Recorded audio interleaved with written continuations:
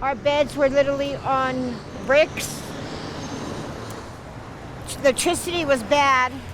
They've had prostitution going on here. They had incident with bed bugs, cockroaches. Lots of reasons why we lose our homes. What would you do if you were in my shoes?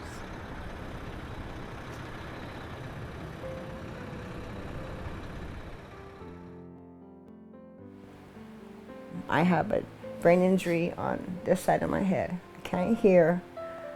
I can't read or write. I have a hard time understanding questions. I have a hard time explaining myself. I'm a diabetic, and it brought me to where I got really sick. When I was in the hospital, I couldn't afford to pay my rent, so I got an eviction notice. It went from shelters to living on the streets, standing on street corners with all my stuff, my kids going to different places. But the reason why I kept it up is because of my daughters. My daughters are my strength.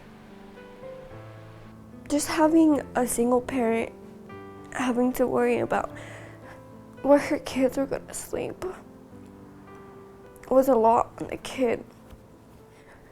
My mom did everything she could to prevent us from sleeping outside on the streets.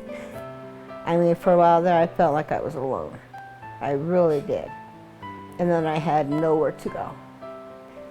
I was like ready to throw in the towel and say, oh, forget it.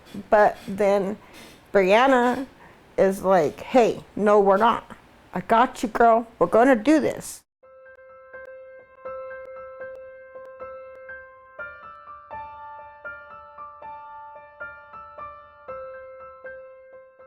So when I met Tanya, she had just been diagnosed with an intellectual and developmental disability that had gone undiagnosed her whole life. Immediately it became apparent that the services she was being provided were not enough to support her. Oftentimes when people think about homelessness, there's this connotation with drug and alcohol dependency, and that's not the case for a lot of people, especially those with hidden disabilities.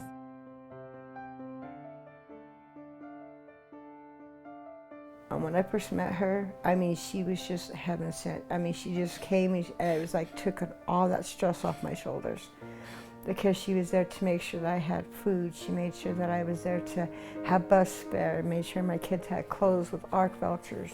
When the ARC began working with Tanya, the first step was getting her stable, safe housing, and then from there, enrolling her into more comprehensive services that provided not only the medical support that she needed of getting to appointments, but also that housing piece, counseling, those wraparound services that really support an individual so they can start thinking about their future and start having some success in their life.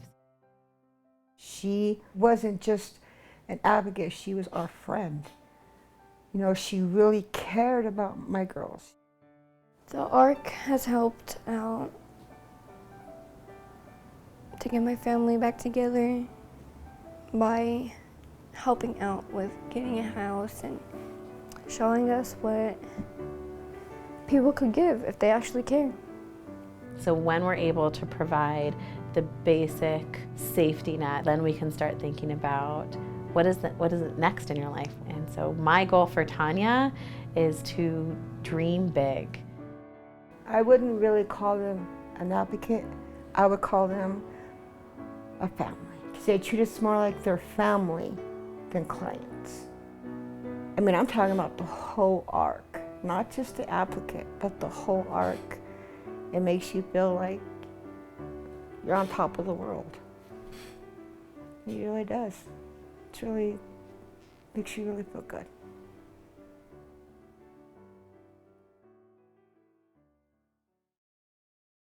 I'm gonna say, hi, I'm Suza. Hi, I'm Suza. There you go. All right. See, that's not too bad. Yeah.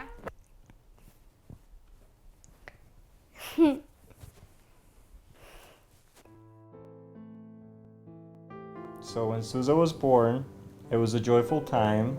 our first kid, we were very young, and then as the time went by, we noticed some delays. And when Suza turned 4, she started half-day kindergarten, and that's when the teachers raised the question, and that's when it got real.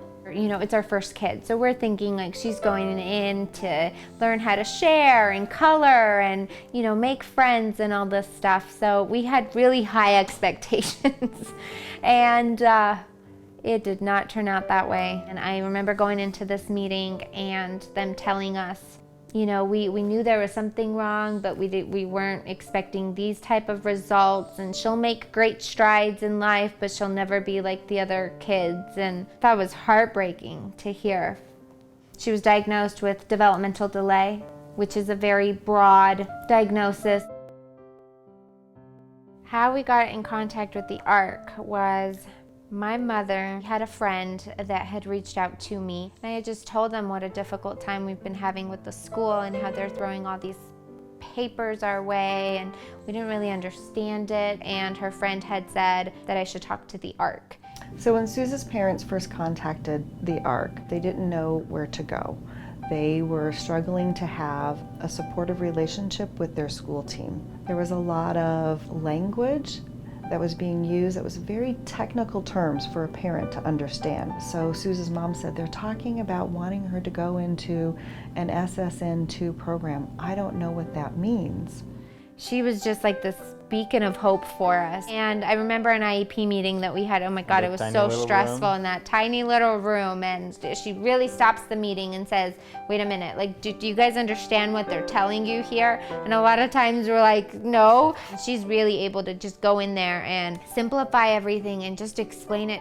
And also knowing and honoring that it's always your choice as that family. That's a big role of an advocate, is to be there in that supportive and that educational role, not to come in and say, well, this is what I think you should do. We got the intellectual disability diagnosis about 2.5 years into our journey. It's hard hearing those things because you're not fully prepared for them. No like, parent is. No. And then when your child is given that diagnosis, all of your hopes and those dreams, that vision of what you had in the future, you begin to question, is that really going to happen or not? So what you're doing is you're grieving the loss of a dream.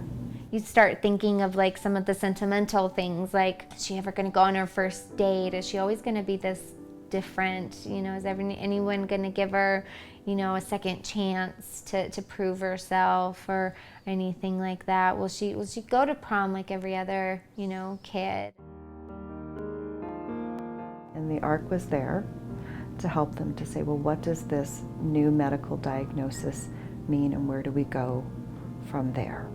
The world wasn't resting on our shoulders anymore, and we had a place to turn to. We felt more involved, more in the loop, so more understanding. Yeah.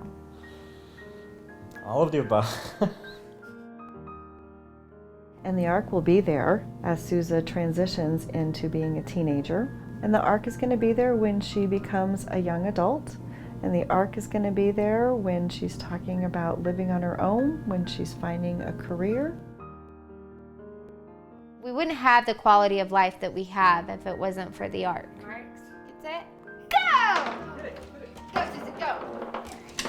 The ARC touches All aspects of all our life. aspects of your life. The hopes for Suza and her future, to be independent as much as possible, to find a job, to finish in graduate school. You know, no matter what the doctors say or what her IEP says or what her diagnosis might bring, it's not the end of the world. You know, she's still this happy girl who loves bows in her hair every day. We know that it is a long journey over a lifetime, and not everything needs to be addressed and figured out right now. We're just fortunate to have ARC and Patricia Boy, are we lucky. by her side. Yeah. Yeah. Yeah. Yeah.